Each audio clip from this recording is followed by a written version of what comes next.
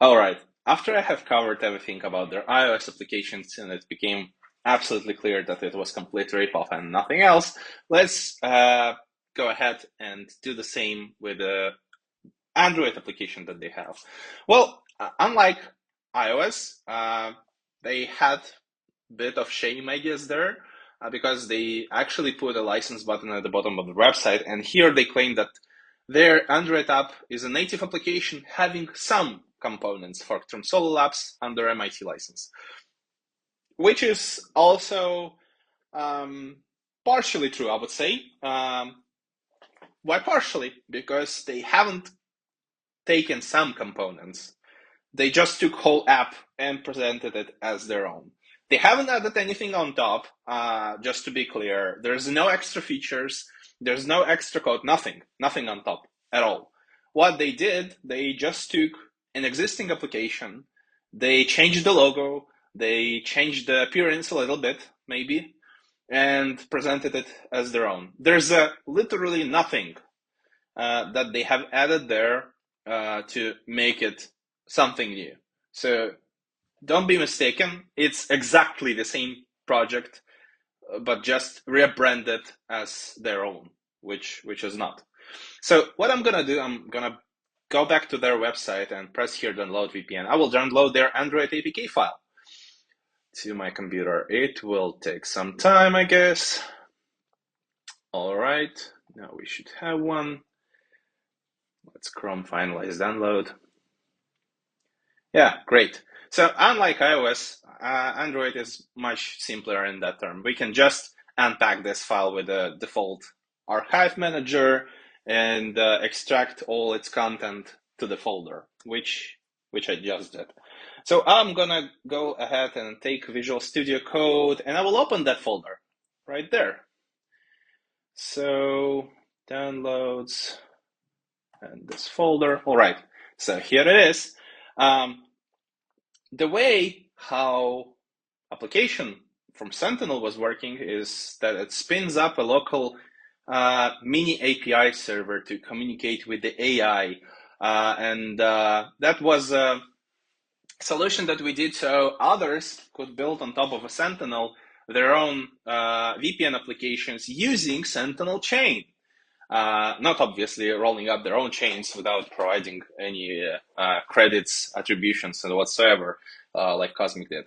So here, if we go to based apps, or we can actually go to Sentinel itself, Sentinel official. Yeah, okay, and we can type Android here. Yeah, we can see that there is a Sentinel dVPN app, Android. We can dive right in, and we can see that here we have a code of the app that Sentinel have for Android. What we're gonna do is we're gonna hit search bar and type this thing in there, and open, for example, this file, which is the UI, basically. So what we're gonna do, we're gonna take this part and we're gonna try to find exact matches of that in their own application.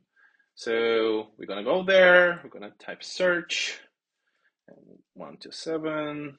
All right, yeah, it didn't took me long. You can see that the code is not just similar, it is exactly the same. But we will try one another thing. Well, having the same approach to having a server with a local API and so on is one thing. But proving that they actually have our source code running in their app and nothing else is a totally different one. What we're going to do, we're going to go to one of the websites that allows you to browse the source code of Android application. One of such websites is thecompiler.com. Anyone, even without technical knowledge, could do that. You open just this website and you drag and drop APK file here and you wait. What it does, it decompiles it, it sorts it out and provides you with the possibility to browse their source code to see what's inside. what is naming there, what source code is there, what logic is there, and so on. In that way, it is way more possibilities there to actually analyze what's going on under the hood rather than on iOS. But make no mistake, situation here is exactly the same as with iOS. It's nothing but a complete ripoff. So what we're gonna do is we're gonna go ahead and jump into sources folder, and here we don't have to look for long. We can see that there is a folder Sentinel, there is a folder Norse Labs. What's they doing there? Obviously, that's all because this application is nothing but the same app, just with a different name and different logo, which doesn't mean it really makes it a separate product.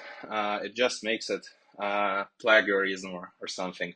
We can go into Norse Labs folder here, and we can see that there is a different bunch of things. For example, we can see that there is a community core, which is frankly the product that we, the product that we had here for Solar Labs. Yeah, you can see that we have this product for a long time. It was over like 2 years ago. And it's also under MIT license. And make no mistake, there's no attribution were provided, but it is mandatory by license terms. And they didn't do so. Same here, we can see that it's actually important, because I would also highlight that they did not just copy the code and change it somehow. They just copied it, and they have zero clue about what's going on under the hood.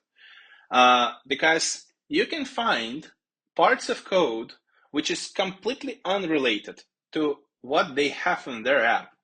For example, purchase mechanism. They don't have any purchases in the app. The app they are advertising is free. There's no purchase.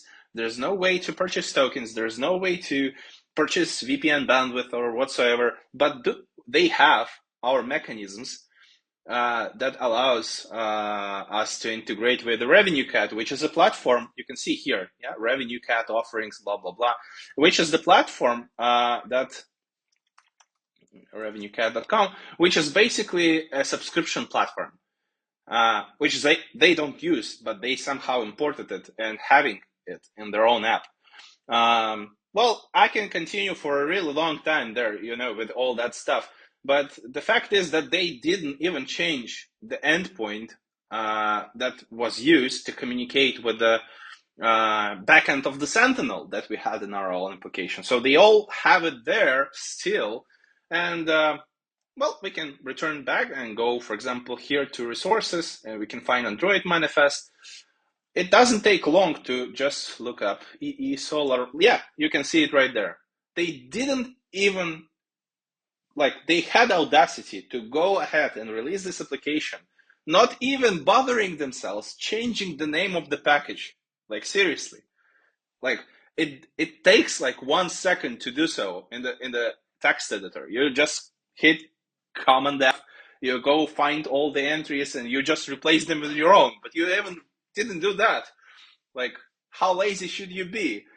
I'm just wondering. Yeah, and we can also see that they haven't changed the way the application works. They're using the same libraries, the same approach. Everything is the same. Nothing, zero difference, literally. For example, if I go to, let's say, resources, and here we can find custom config, you can see that they're using KTOR, which is the library that we were using for local API server. You can see there's a multiple mentions, and well, I don't know what to add there. It's nothing but the exact same application with a different name and different logo. So yeah, that's all about their Android application. It's the Sentinel app. Sentinel app that was stolen with no attribution and presented as their own, which it isn't.